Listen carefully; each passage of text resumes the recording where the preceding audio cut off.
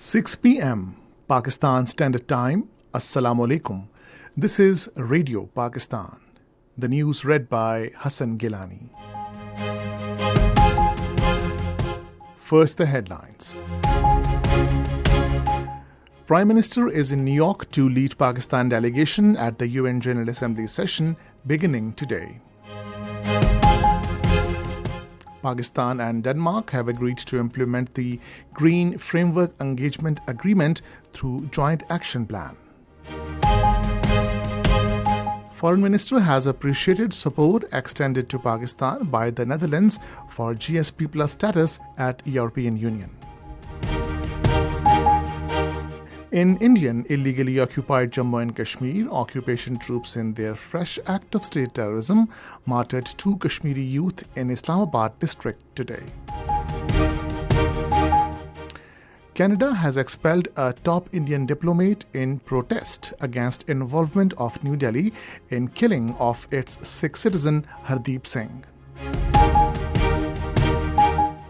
Azerbaijan has launched an anti-terrorist operation in Nagorno-Karabakh region to restore constitutional order. And now the news in detail.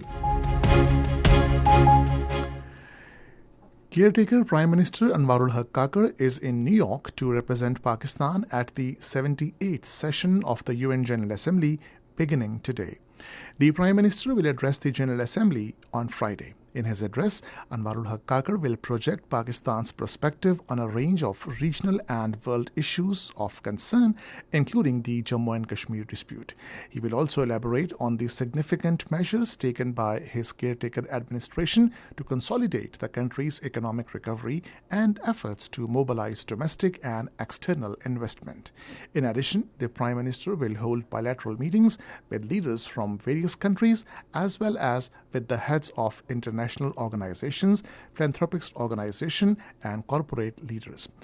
He has also a number of media engagements. The Prime Minister will also make a keynote address at another summit on financing for development, where he will talk about how to mobilize private sector for finance and development. Caretaker Foreign Minister Jalil Abbas Chilani and his Netherlands counterpart Ms. Henke Bruins-Slot also met on the sidelines of the 78th session of UN General Assembly in New York.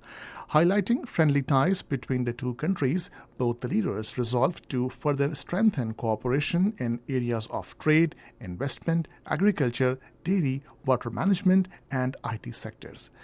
They have agreed to further strengthen the relations in all areas of mutual interest at bilateral and multilateral levels. The Foreign Minister Jilani appreciated the continuous support extended to Pakistan by the Netherlands for the GSP Plus status. Pakistan and Denmark have agreed to implement the Green Framework Engagement Agreement through Joint Action Plan. Foreign Minister Jalil Abbas Chilani and his Danish counterpart Lars Løkke Rasmussen, during a meeting on the sidelines of the 78th session of the UN General Assembly in New York, expressed satisfaction over the growing bilateral ties between the two countries.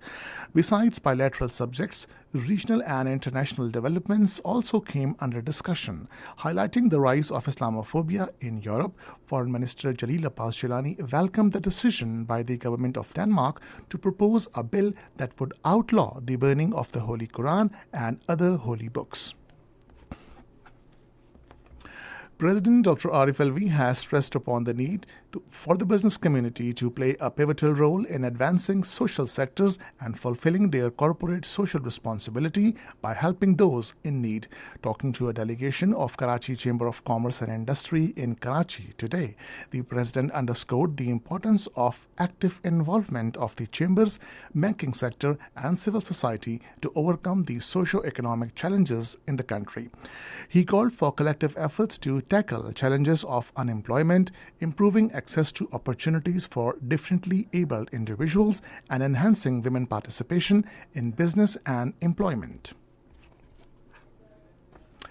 Caretaker Minister for Privatization Fawad Hassan Fawad called on Caretaker Finance Minister Dr. Shamshad Akhtar in Islamabad today. On this occasion, both the ministers discussed important economic and fiscal matters and issues relating to and issues related to privatization process.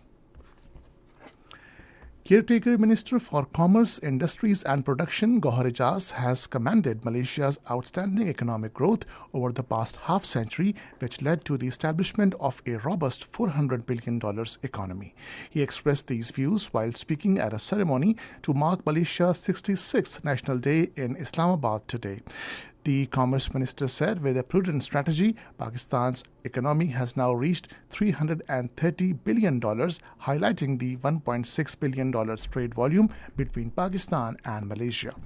Malaysian Ambassador to Pakistan Muhammad Azhar Mazlan shared insights on the flourishing relations between Pakistan and Malaysia. Punjab Chief Minister Mohsin Naqvi, who is in China, met Vice Governor of Nixia Communist Party Wang Li in Yangchuan City today. During the meeting, they discussed cooperation in information technology, agriculture and dairy development sectors. The caretaker Punjab Chief Minister Mohsin Naqvi said this visit will open new avenues for cooperation in different sectors. This is Radio Pakistan. Indian troops in their continued acts of state terrorism martyred two more Kashmiri youth in Islamabad district of occupied Jammu and Kashmir. According to Kashmir Media Service, the youth were martyred by their troops during a military operation which continued on 7th day today in Gadul area of Kokarnag in the district. Earlier, body of an Indian soldier identified as Pardeep was recovered in the same area, raising the number of killed Indian police personnel to 6 since the clash broke out in Kokarnag last week. Member of Indian Parliament from Jammu and Kashmir National Conference, Hasnan Masoodi, addressing the lower house Lok Sabha, said that Article 370 abrogation was not in accordance with Indian Constitution, as Jammu and Kashmir was given the special status by the Indian Parliament with consensus. He said that the revocation of the article on 5th August 2019 was unilateral and undemocratic move.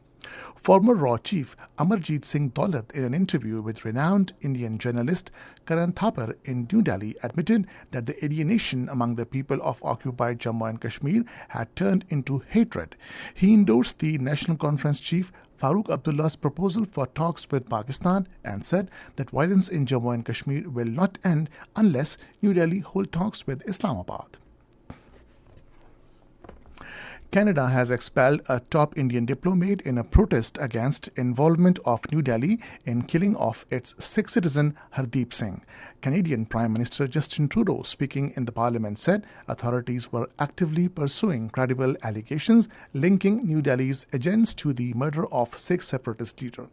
He said any involvement of a foreign government in the killing of a Canadian citizen is an unacceptable violation of our sovereignty. Justin Trudeau said he had raised the murder directly with the Indian Prime Minister Narendra Modi on the sidelines of the G20 summit in New Delhi last week and urged the government of India to cooperate with Canada to get to the bottom of this matter. Hardeep Singh Nijjar, 45, was shot dead outside a Sikh temple on June 18 in Surrey, a Vancouver suburb with a large Sikh population. Meanwhile, India has also ordered a senior Canadian diplomat to leave the country in 5 days. Azerbaijan has launched an anti-terrorist operation in the Nagorno-Karabakh region to restore constitutional order and drive out military formations backed by Armenia. Azerbaijan's defense ministry in a statement said the operation is aimed to disarm and secure the withdrawal of the formations of Armenia's armed forces from our territories. The statement said it is only targeting legitimate military targets using high-precision weapons and not civilians as part of what it called a drive to restore the constitutional order of the Republic of Azerbaijan. Iran and the United States have released their 5 prisoners from each side as part of the deal mediated by Qatar. The 5 freed Iranians have been granted clemency by U.S. President Joe Biden. The American former detainees departed for the United States after their arrival at Doha International Airport. The agreement between the two countries has also been seen $6 billion in Iranian assets held in South Korean unfrozen, triggering the prisoner exchange.